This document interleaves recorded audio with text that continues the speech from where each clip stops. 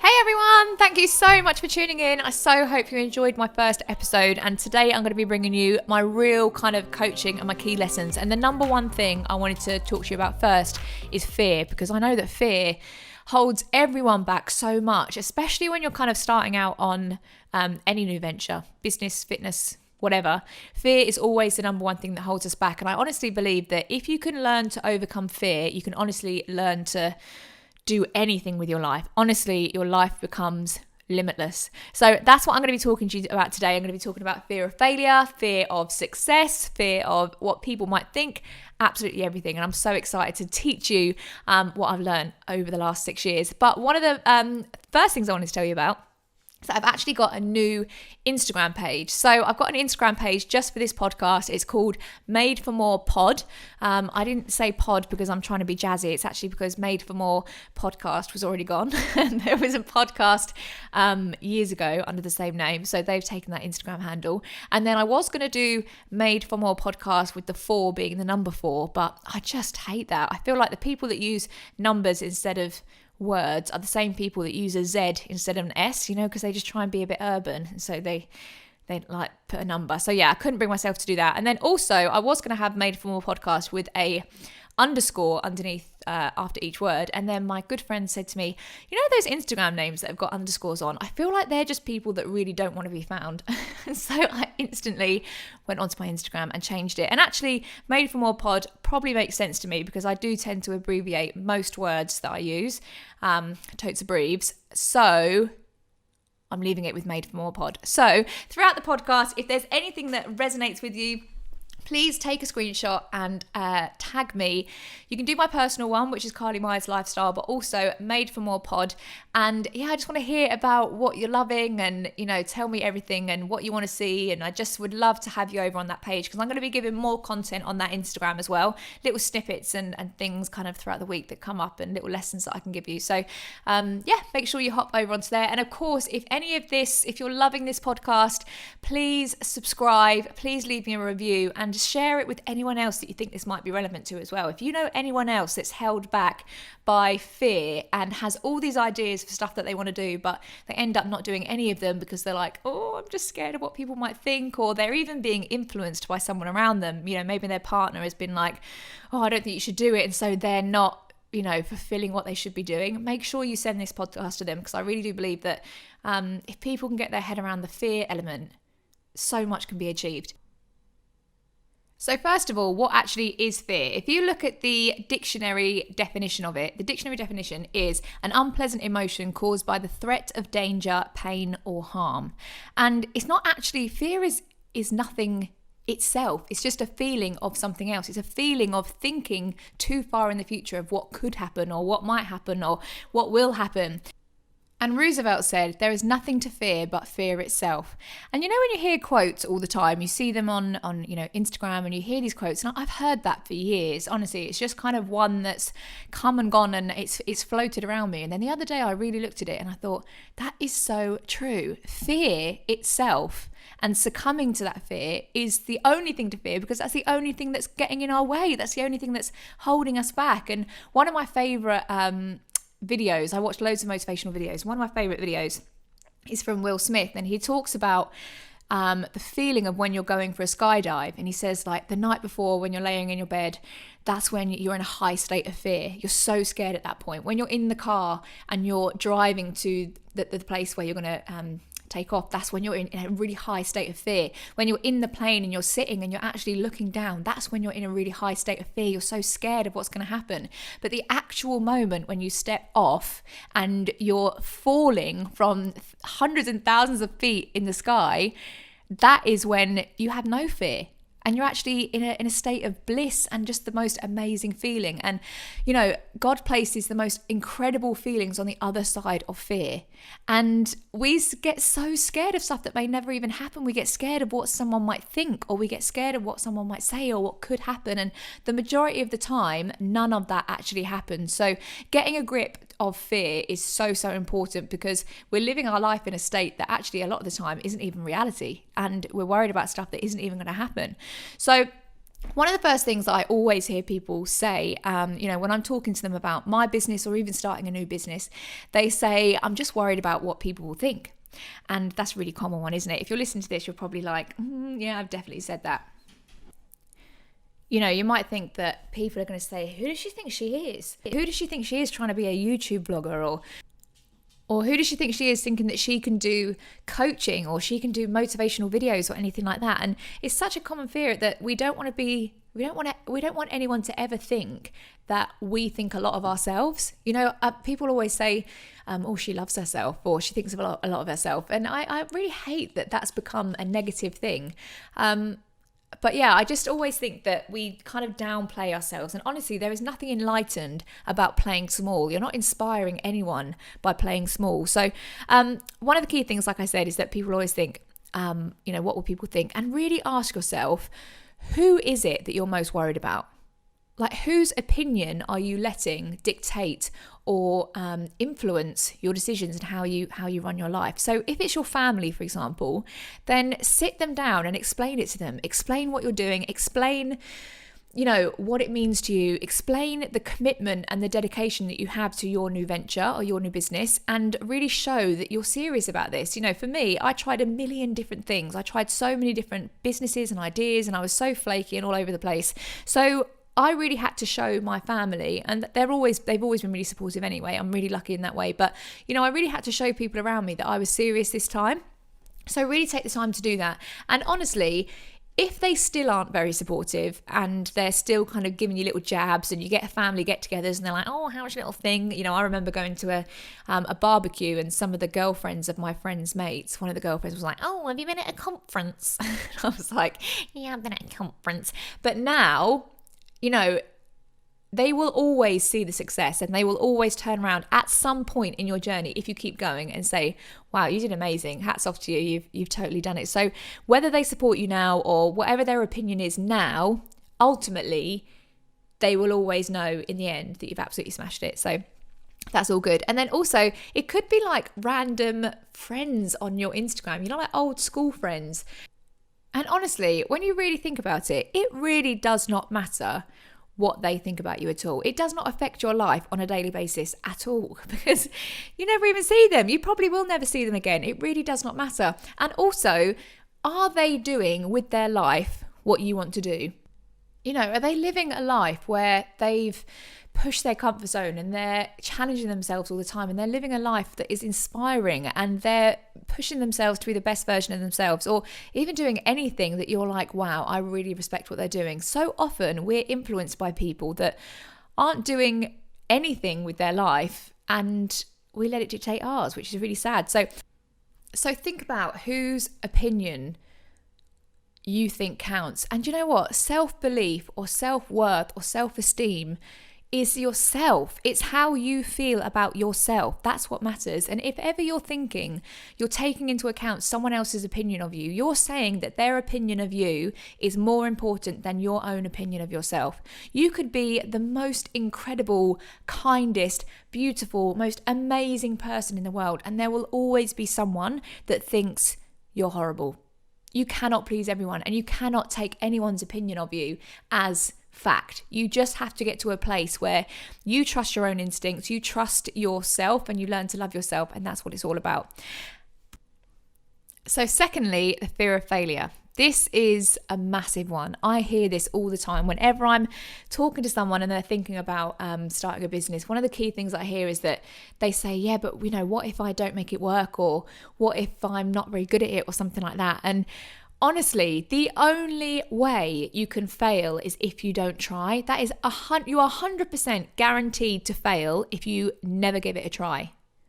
I've never actually really thought about that. I've never really been scared of failure. I've never really been worried about not making something work, because I understand that in every single situation you have the power and you have the control to make it work or not. It may be harder. You may have to put way more work in than someone else. It may take longer. It may take you 10 years when you originally thought it was going to take you 1 year. But ultimately, if you just keep going at most things, you can make it work. You've got the difference between skill and work ethic, or talent and work ethic. We may not all be born with talent, but we are all born with with work ethic, and most of the time you can work your way around something.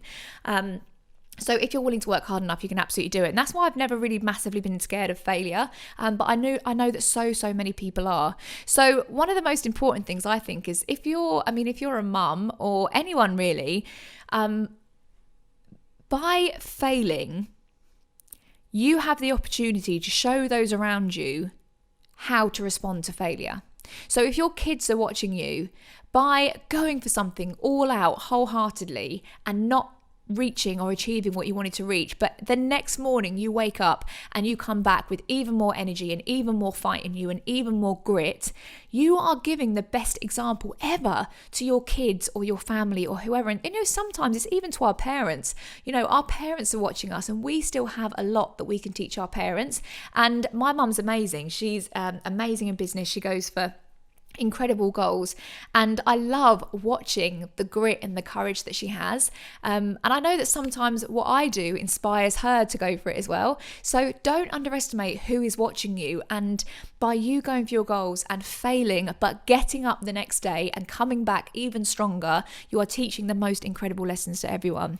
So like I said, the only way to fail is if you don't try anything. And when I think of a failure, if I think of people who I would label as failures, I never think of the person that opened up a bakery and then the bakery failed, and then they started a cooking Instagram and they didn't get any followers, and then they wrote a cookery book and no one bought their book. I never ever think of that person as a failure. If anything, I take my hat off to that person every single time and I say, wow, they have got some fight, they have got some resilience, and they are literally hustling to make something of themselves. I have so much respect for that person. The failure is the person that's sitting at home like a keyboard warrior on their phone, so much judgment of other people, so many opinions about other people, but is doing nothing with their life. That is a failure. The failure is the person that is, on their deathbed when they're however old and thinking, wow, I really should have gone for that. I really haven't achieved much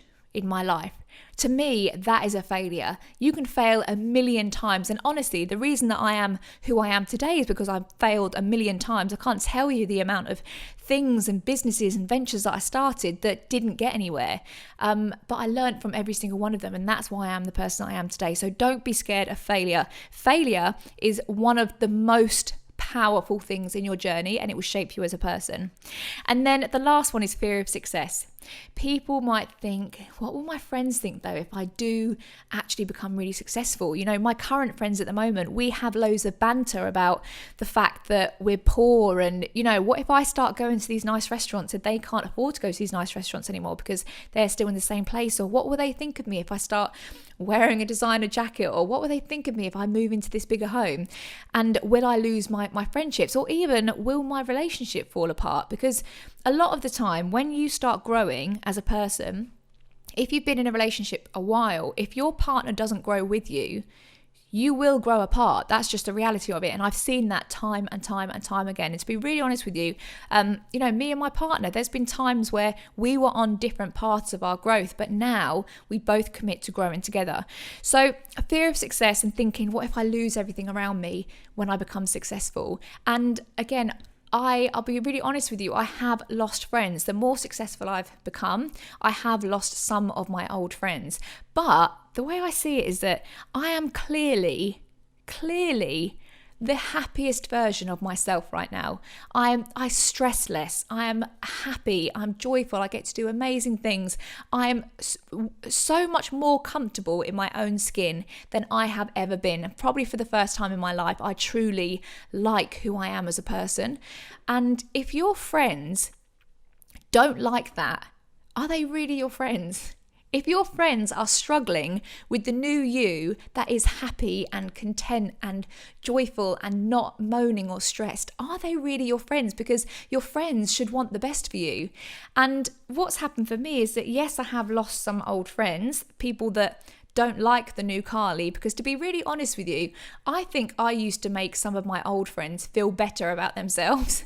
You know, I was a bit of a mess back in the day. I never had any money. I was always asking them to borrow money. I was always just struggling and stressed, and my life wasn't together.